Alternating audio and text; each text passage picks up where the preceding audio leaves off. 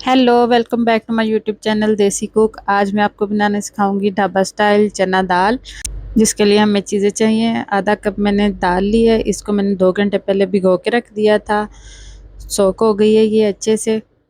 और इसमें जाएगा प्याज एक बड़ा, हरी मिर्च और हरा धनिया और एक टमाटर, 2-4 जवे लहसुन के और थोड़ा सा अदरक। दाल को बॉईल कर लेंगे, इसमें डालेंगे पानी हस्बे ज़रूरत और इसको हम 90% कुक करेंगे।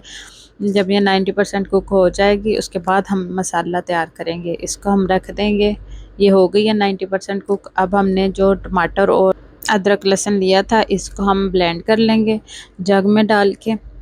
इसमें इसको डालेंगे जग में डालेंगे थोड़ा सा पानी और इसको अच्छे से ब्लेंड कर लेंगे। इसको अच्छे तरीके से ब्लेंड करना है ताकि जो हमारी दाल में है टमाटर और अदरक लहसुन नज़र ना आए। ये दाल बहुत ही मज़े की बन के तैयार होती है, आप भी एक दफ़ा ज़रूर ट्राई करें।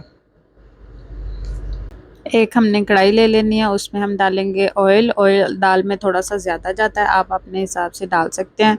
थोड़ा सा हम इसमें डालेंगे ज़ीरा। ज़ीरे को हम थोड़ा सा सौटे करेंगे। उसके बाद हम इसमें ऐड करेंगे प्याज जो हमने चॉप करके रखी थी। इसको भी हम हल्का सा गोल्डन ब्राउन करेंगे, ज़्यादा ब्राउन नहीं करना, हल्का सा गोल्डन ब्राउन करना है। उसके बाद हमने इसमें डाल देना है जो हमने मसाला तैयार करके रखा था, वो जो टमाटर और अदरक लहसुन का पेस्ट, वो हम इसमें डाल देंगे और इसको अच्छे तरीके से भून लेंगे ताकि इसका जो पानी है वो खुश्क हो जाए और हमारे अदरक लहसुन भी इसमें अच्छे से भून जाए। ऑयल थोड़ा थोड़ा जब ऊपर आने लगे फिर हम इसमें मसाले ऐड करेंगे। अगर आपको हमारी वीडियो अच्छी लगती है तो मेरे चैनल को सब्सक्राइब करें। अब हम इसमें डालेंगे सुरख मिर्च, हल्दी और थोड़ा सा नमक इसमें ऐड कर देंगे। नमक मिर्च आप अपने हिसाब से ले सकते हैं, ज़्यादा या कम। इसको भी थोड़ा सा भून लेंगे। अब हमने मसाला जो है अच्छे से बना लिया है। जो हमारी दाल बॉईल हुई थी उसका पानी को हम ड्रेन करके इसके अंदर ऐड करेंगे। दाल को भी हम अच्छे तरीके से भून लेंगे। दाल को हमने अच्छे तरीके से भूनना है ताकि जो हमारी 10% रह गई थी वो भी अच्छे से कुक हो जाए। थोड़ा थोड़ा पानी लगा के हमने इसको अच्छे तरीके से भूनते जाना है।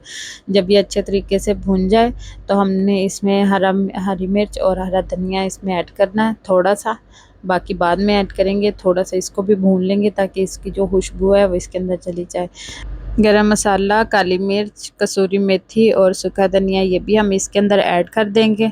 भूनने के बाद इसको थोड़ा सा भून के हरी मिर्च और हरा धनिया इसमें डाल देंगे और इसको थोड़ी देर ढक देंगे ताकि इसकी खुशबू जो है हमारी दाल में शामिल हो जाए। उसके बाद हम इसे डिश आउट करेंगे। अगर आपको हमारी रेसिपी अच्छी लगती है तो मेरे चैनल को सब्सक्राइब करें, मेरी वीडियो को लाइक करें। अल्लाह हाफिज़।